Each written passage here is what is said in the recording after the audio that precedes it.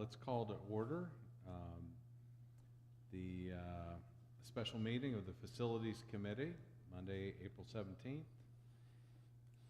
Call the meeting to order at 6:30 p.m. We're going to do a roll call. Mr. Gilbert? Here. Mr. Crispin? Here. Mrs. Hageman? Here. Mr. Runkle? Here. Mr. Elam? Here. Whoa. Mrs. Sebastian? Here. And Mrs. Reese.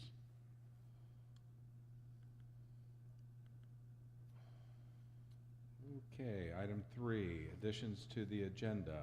Anything need to be added or changed? If there's time, I might show a couple pictures of the athletic stadium. If there's not, oh well. But Okay. Any communications, meetings, announcements? Hearing none, we'll move on to items for discussion. Subcommittee report. I'll start with A1, which is the Peterson update from last Monday's core meeting. Things are progressing nicely. Aluminum doors and entrance installation will begin in a couple weeks. Actually, we were over there today, and the office framework was going in for the glass and doors, and so they're getting there. Roof metal trim, gutters, and downspout installation continues. Metal wall panels work continues as well. Painting is ongoing in essentially all areas. Ceiling grid installation is continuing in the remaining rooms.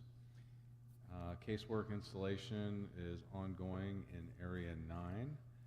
And residence flooring work and restrooms will begin back up. I think they said next week they'll be in to do that, as well as polish the cement floor in the art room. Installation of the kitchen flooring to follow towards the end of April. I don't remember hearing about that. Quartz tile and carpet flooring has begun in Area 5 and 6. Delivery of toilet partitions and toilet accessories are scheduled for later this month. Metal lockers and classroom door deliveries are scheduled to begin this month. Overhead mechanical and electrical work along with in-wall rough-in work is ongoing throughout as needed. Exterior site finish work is ongoing with underground downspout drain piping, site concrete preparations, and topsoil distribution.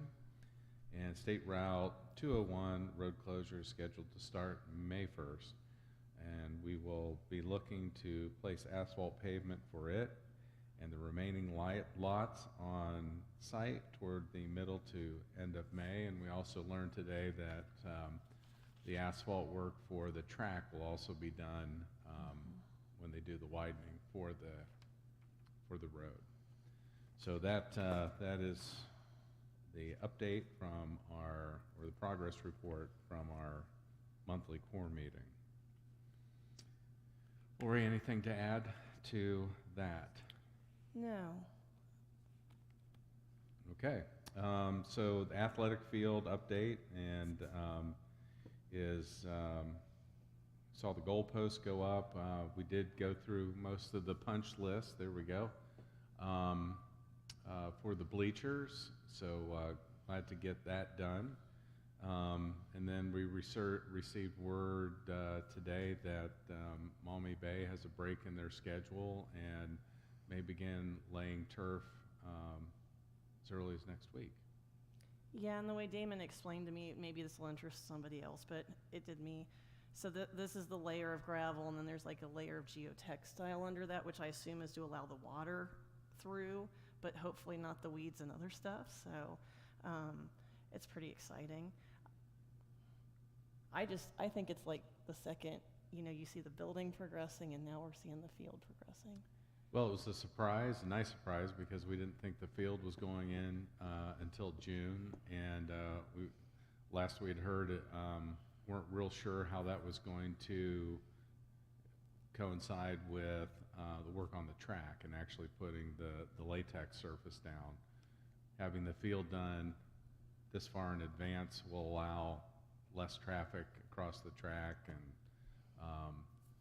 mitigate any damage that might have been done with their equipment. So glad to be getting that done. Yeah, and again, Early. hats off to Peterson Construction, who has just, I know, made the phone calls, given the emails, and really followed up on people. And, you know, because of their relationships with some of these vendors, we've had exceptional service, I believe. So, Okay, any questions about Peterson's update on the building or the field? I should say, you know, the access road continues Access to road, yes. that work, thanks to Don Black and his crew, saving us some money, but they're getting after it and can start to see it. I'm glad that thing's going in because that's a ways out there still, really, I think. But anyways, appreciate all his work, and Todd and Derek, and they went and picked up those culverts and brought them in, and I think the wheels of the truck were barely touching the ground. There was a lot of weight in that trailer. Where did those come from? Any idea? Were those from Piqua? Okay. Yeah. There used to be a place down on 235, I don't know if it's still there or not, that made that kind of thing. I just thought maybe it came from there. Yeah. well, I went back Friday and looked at the temporary plastic tubing, and I mean, it's I don't know, several feet across. It was a lot bigger than I expected. Mm-hmm. So I'll be eager to see. And he's like, oh, that's just the temporary one. We got to put the concrete in. So I'm like, it'll be fun to watch that process. I noticed that the retention pond is actually retaining water now. Great. Okay, I'll move on to item B, future middle school, high school, central office room usage and realignment. Let's talk about the room changes, really by grade level. Kind of gives you a good idea of, we had, this year with the unexpected increase of enrollment, a lot of our middle school classes were 30 plus.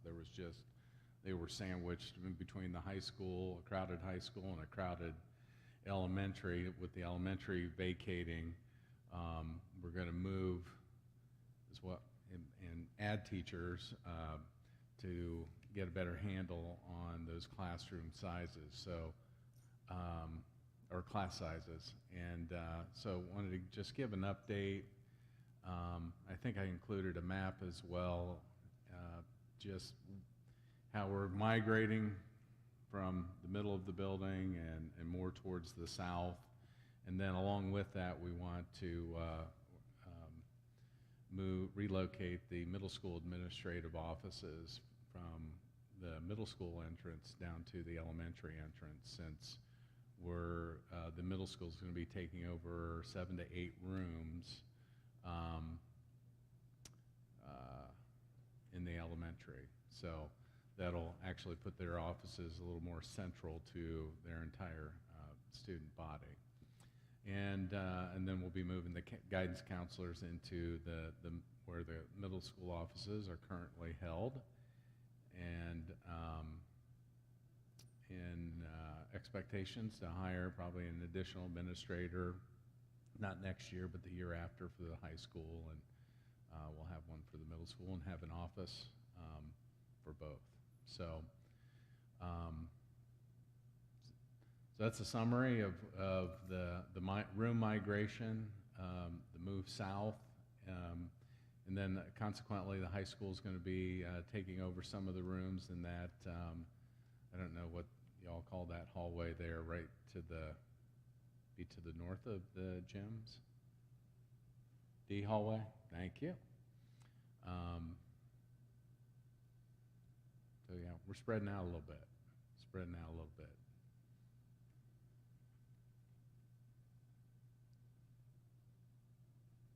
Questions, comments? Thanks for all your work and adjusting everyone. I mean, I'm sure it's not a simple process. No, our administrators, they're the ones that have, and our teachers have been the ones that have been crowded and had the wish list to you know, okay, when this happens, this is what we need. And so a lot of this work is theirs. And of course, tonight I'm recommending the purchase of furniture for a lot of those elementary rooms because that furniture is going to be gone and over with the elementary. So that's the reason for that purchase.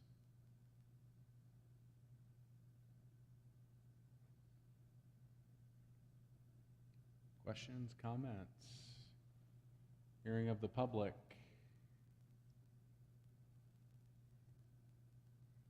Hearing none, we'll go to item D, which is the next meeting, which is going to be May 15th, 2023 at 6:30 p.m. right here in Bethel Hall.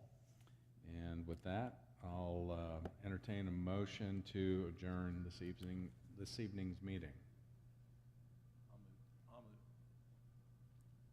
I'll second.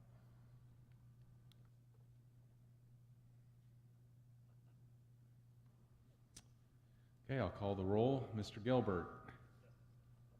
Mr. Crispin, yes. Mrs. Hageman. Yes. Mr. Runkle. Mr. Elam.